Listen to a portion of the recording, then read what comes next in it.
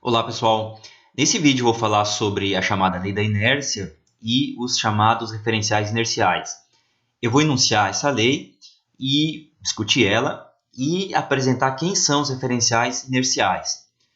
No vídeo anterior eu falei sobre as leis de Newton, as leis da dinâmica, eu apresentei e enunciei elas de acordo com o Newton, mais ou menos nas palavras dele, e mais na parte final do vídeo eu discuti alguns problemas, algumas dificuldades do ponto de vista lógico daqueles axiomas. Alguns problemas que a gente viu que não está claro naqueles enunciados quais são os referenciais inerciais. E a gente precisa saber quem são os referenciais inerciais, porque são nesses referenciais que a segunda lei vale. Então a gente precisa deixar isso claro. Também estava implícito naquelas leis de Newton o conceito de espaço absoluto. A gente não quer esse conceito, então a gente precisa eliminar ele. E outro problema que a gente viu é que a primeira lei, do jeito que ela estava escrita lá, ela simplesmente era um caso particular da segunda lei. Então a gente também quer evitar isso, senão ela nem seria necessária, né? Tem outros problemas, por enquanto vamos se concentrar nesses. Então a gente vai reescrever agora a primeira lei, eu vou chamar ela de lei da inércia. Eu vou reescrever mais ou menos como o Ma fez, e aí a gente consegue eliminar esses problemas. Então primeiro a gente tem que ver umas definições. A primeira definição que a gente tem que ver é a definição de partícula. Então a partícula vai ser um corpo, tal que as dimensões dele é desprezível no contexto do problema, e, da mesma forma, a estrutura interna dele ou não existe ou é desprezível. Então, por exemplo, a Terra ela possui uma estrutura interna, e todos os oceanos estão se mexendo, tem atmosfera, tem o magma dentro da Terra, então tem estrutura interna. Mas se eu for olhar essa Terra na dinâmica do sistema solar, essa estrutura interna, o oceano dela é pouco relevante, não tem relevância nenhuma se tem maré ou se não tem maré, quando eu observo o movimento da Terra em torno do Sol.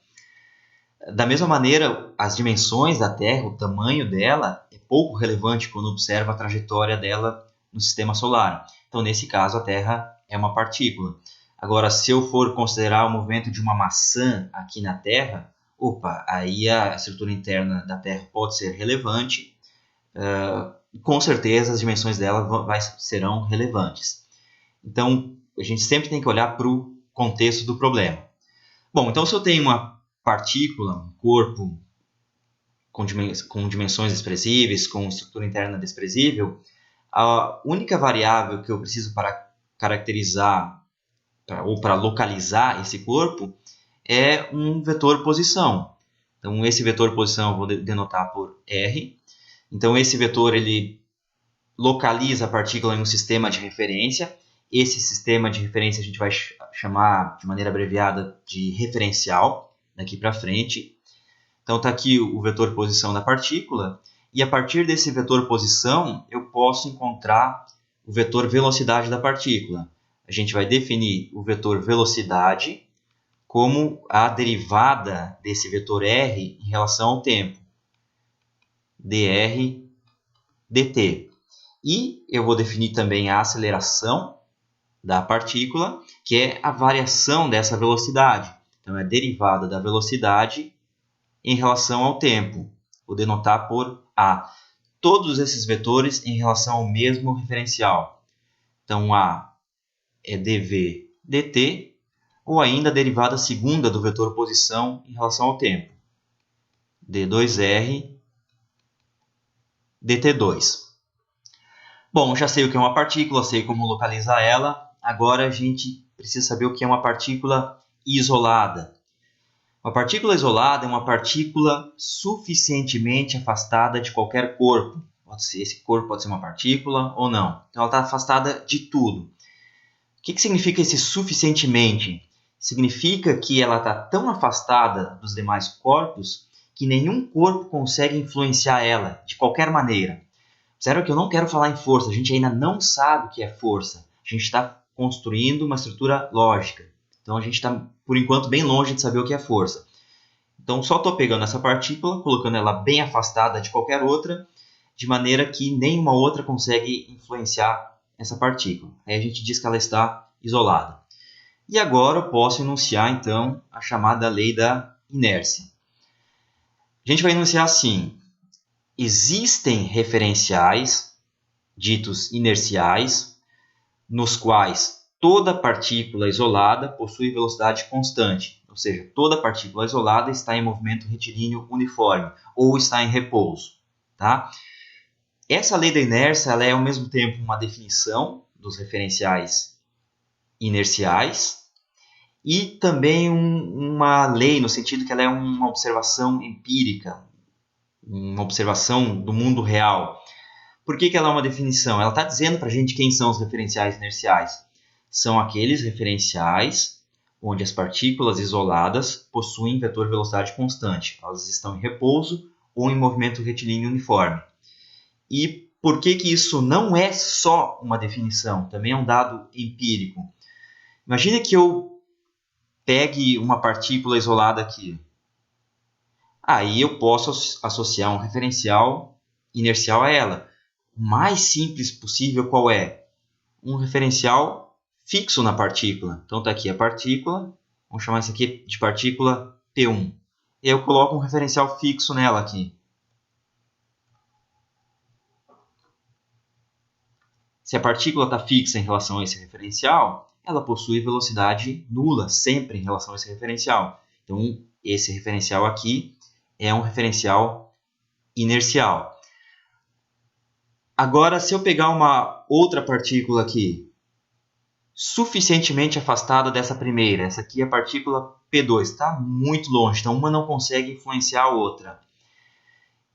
Essa lei aqui está dizendo que o movimento dessa partícula em relação a esse referencial que eu marquei aqui é ou uma trajetória retilínea, um movimento retilíneo uniforme, ou ela está parada. Não vai ser algo estranho, como isso aqui, por exemplo.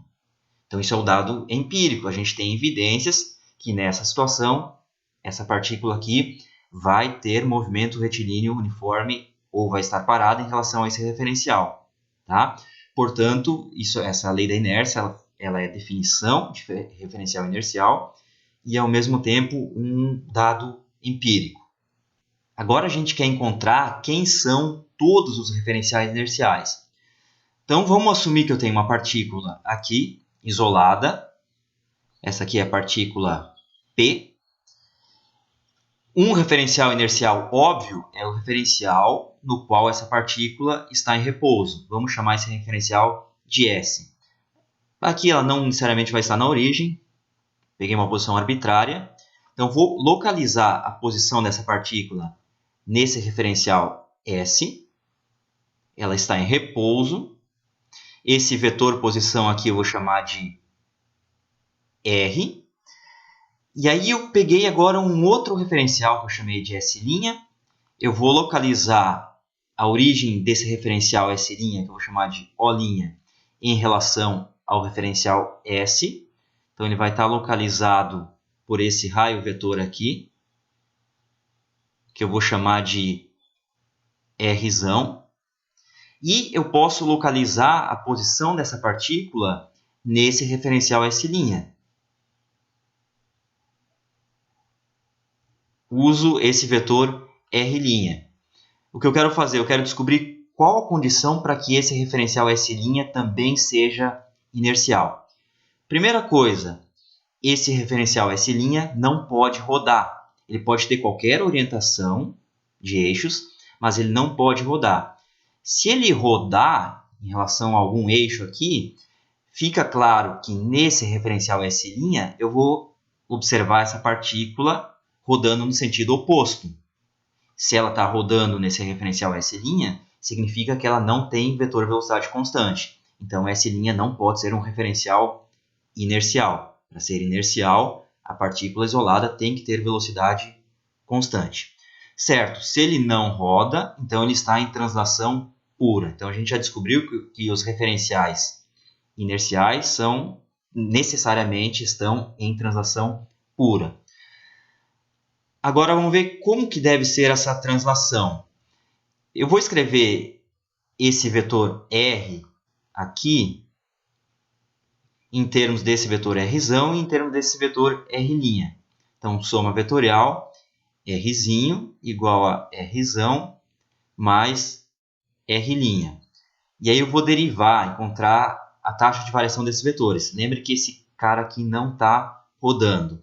Então, a derivada dessa equação de cima vai ficar simplesmente derivada de R em relação ao tempo, eu vou chamar de Vzinho, velocidade da partícula em relação ao referencial S. Derivada de R em relação ao tempo é a velocidade do referencial S' em relação ao referencial S.